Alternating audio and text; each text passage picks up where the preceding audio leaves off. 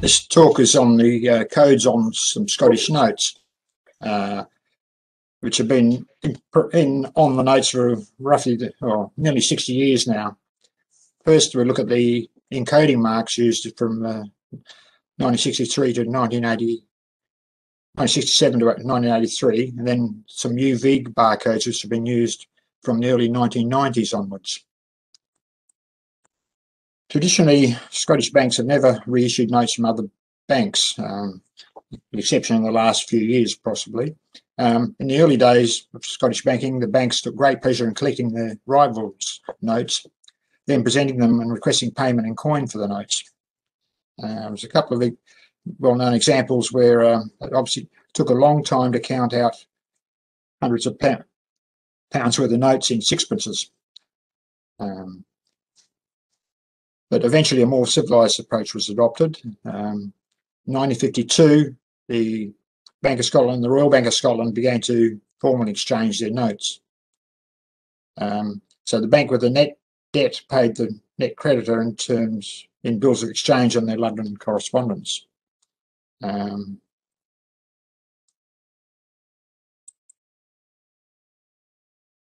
1771, the note exchange system was expanded to most of the banks of issue in Scotland at the time.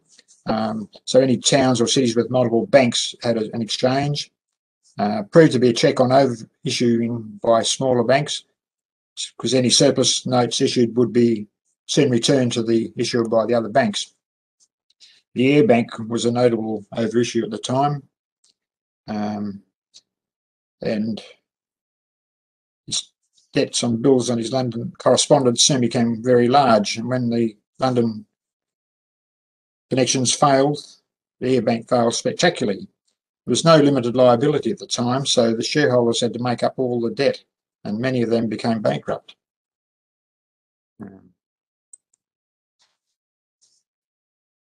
So the note exchange remains in use up until very recent times, and as the volume of notes in circulation increased and also the number of banks decreased, sorting the notes by hand became very problematic. So mechanical sorting was investigated. In 1959, the Crossfield company was charged with devising a solution to that, and the first machine was produced in 1964. Actually, the Crossfield company was later sold to De La Rue in 1974, because De La Rue were keen to get the note handling machines, and also Crossfield also had some colour scanning technology at the time, so they wanted to find out about that, so prevent forging of banknotes. So the solution was to print encoding marks in magnetic ink on the back of the £1 and £5 notes of the 5 banks then issuing notes. The encoding used in the final form from 1967 was a CMC7 system, which has 7 bars in 3 different groups. So each bank and denomination combination had a unique encoding mark. The high denomination notes were not didn't have encoding on them, because they were there weren't so many of them. The CMC7 system has 15 possible encodings.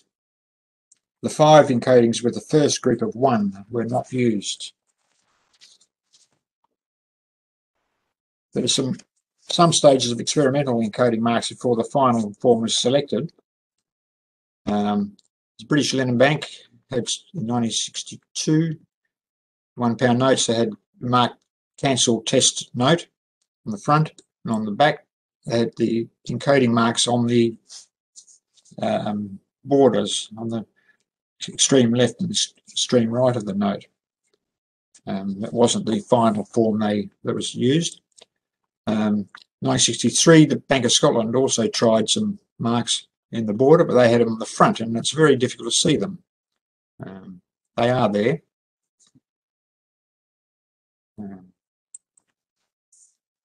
Again, the British Linen Bank £5 note, this time from 1964, prefix H over 1 and the first digit of 1. The back of that has the encoding as it was finally adopted. They didn't jump the gun. These notes were dated 1964, but they weren't used. The encoding wasn't used until 1967. But these notes weren't actually issued until 1967.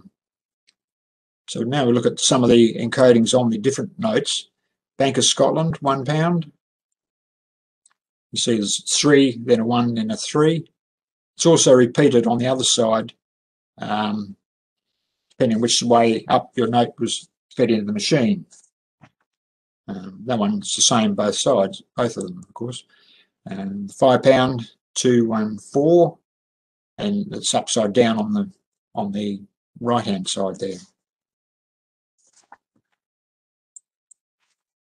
The British Linen Bank £1. It's a little bit difficult to see them there, but they are in there. 232. And the £5, which we've seen before on the test note, it's 421.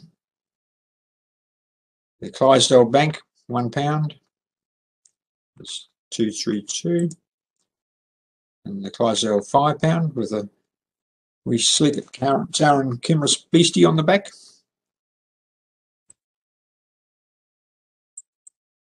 And the National Commercial Bank, the 511. They didn't last that long with the encoding because they went out, taken over by the Royal Bank of Scotland in 1969. And the £5. And the Royal Bank of Scotland £1. And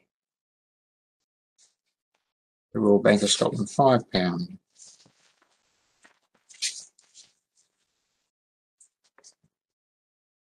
So by 1963, the crosswell sorting machines were no longer required for sorting notes, so the encoding ceased at that time. The higher denomination notes were now much more common in circulation compared to the 1 and 5s. So high-speed electronic note recognition machines were then used to sort the notes. But another form of coding was not long appearing on the Scottish notes.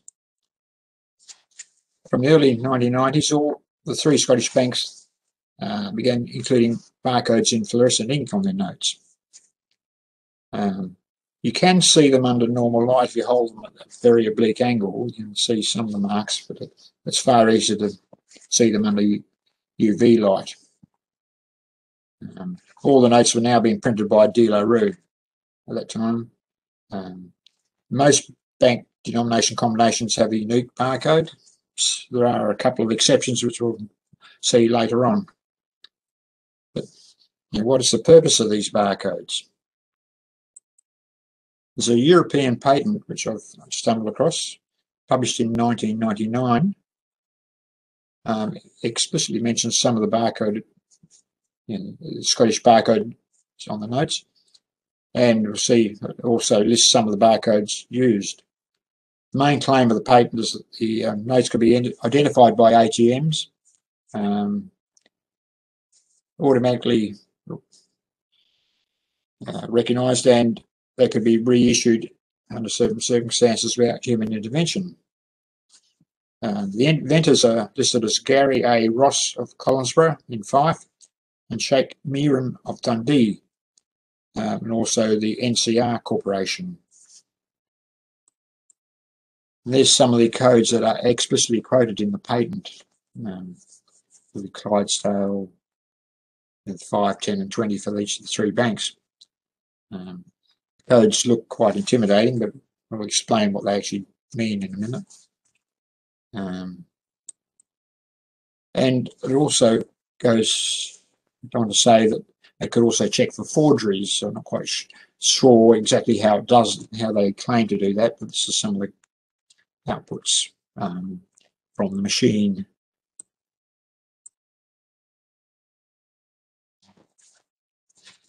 So they could also have been used for sorting Scottish notes by bank and denomination. And I believe that at least one of the banks did use that for a period of time. or it may be just a security feature, but they've been used for close on 30 years, so must be some use for them. Getting information out of the banks, I don't think is all that easy. Okay, look at the what the barcodes are. Each barcode has 13 digits. The light bars are where you see the light code. It's a 1. The dark bars are value 0. There's 13 in each barcode, and the 26 millimeters high by 2 millimeters wide. The first 2 characters are always 1, 0, and the last 2 are always 0, 1. So sort of delimiting the barcode. The other 9 digits can be either 0 or 1, which gives you 512 different possible combinations. The barcodes are repeated horizontally and vertically, though the position on the notes does vary, as we'll see, but not always in exactly the same place. And the values quoted are taken from the horizontal barcode, reading left to right. That's how the codes in the patent were worked out. So we'll look at the Bank of Scotland barcodes first. They were introduced on the old Scott series notes from 1990 up to 1994, when the new tercentenary series came on. No barcodes on the 100 denomination in that series. Tercentenary notes, the 100 pound denomination now had a barcode on it, and the 50 pound was first issued in 1995, so that has a barcode on too. The 1995 value barcodes are continued on the 2007 Bridges series of notes. It's the same codes there. So we'll look at some of these codes. This is the Scott series 5 pound.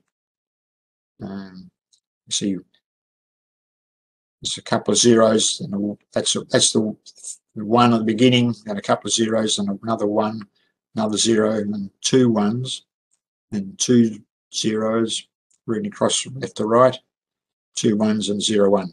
So the first one is always 1 0, and the last ones are always 0 1.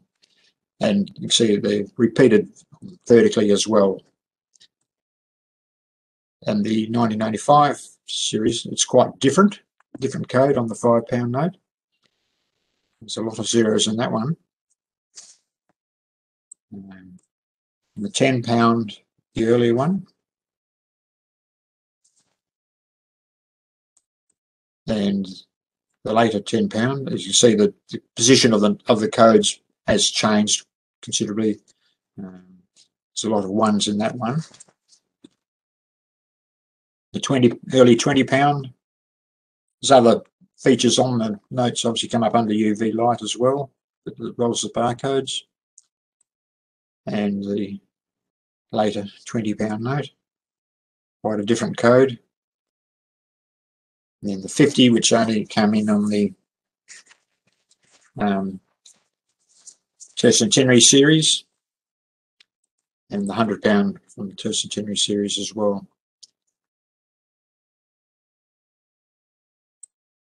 Now, the Royal Bank of Scotland, so a few oddities here. There's no barcodes on the 1 or 100 pound denomination at all. And there's different barcodes on some of the commemorative 5 pound notes. The Ryder Cup 5 pound, which RCE prefix, has only got the vertical barcode. That was printed by the German company Giesecke and Devrient, so that's only got the vertical barcode. See that in a minute. So this is the 5 pound Royal Bank of Scotland. It's a standard issue, 2000, and the RCS, Royal College of Surgeons commemorative from 1st of July 2005 has the same barcode on it, as does the Ryder Cup commemorative. That has, as I said, that's only has the vertical barcode there. If you go back, you can see it's the same code on the vertical one. But the other commemoratives, the Queen's Golden Jubilee, the RNA, and the Jack Nicholas note have a different barcode. So some of the commemoratives have the same general one, and some have a different one. Why? Who knows? The £10 have the same barcode all the way through. The 20 and the 50 is the last one of the Royal Bank ones. The Clydesdale Bank is one very strange thing here. The £10 notes have the same barcode on all the notes except for the 2006 and 2007 notes, which in the paper money Scotland catalogue are CL51H. So A to G have the same barcode, H is a different one, and the following series, which is a completely new series, the World Heritage Site, goes back to the pre-2006 note. And the polymer £5 is the only polymer note to have a barcode. It has the same barcode as the paper one. The reason for that is that the Forth Bridge commemoratives were first issued on polymer, while the other banks all had paper ones still. That was actually the first polymer note issued in Great Britain, the Clydesdale £5. Not the UK, but Great Britain. So there's the £5, the Clydesdale barcode there. And that's on the polymer one. Obviously the barcode had to move from the left-hand side, which is the clear window, so it had to move it away from that, but it is actually the same code as the paper one. Now the £10 Clydesdale, all except for these two dates, have this same barcode on them. And this two dates, 2006 and 2007, have a different barcode. So it's quite different. And then the following ones go back to the previous one.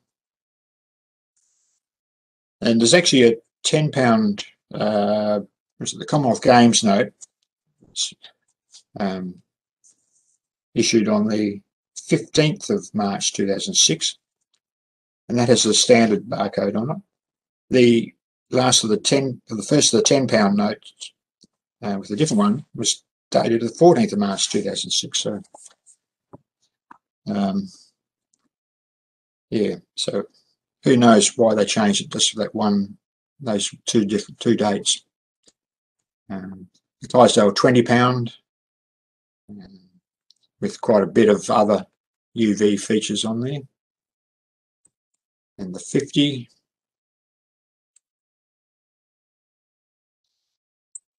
and lastly the Clydesdale 100.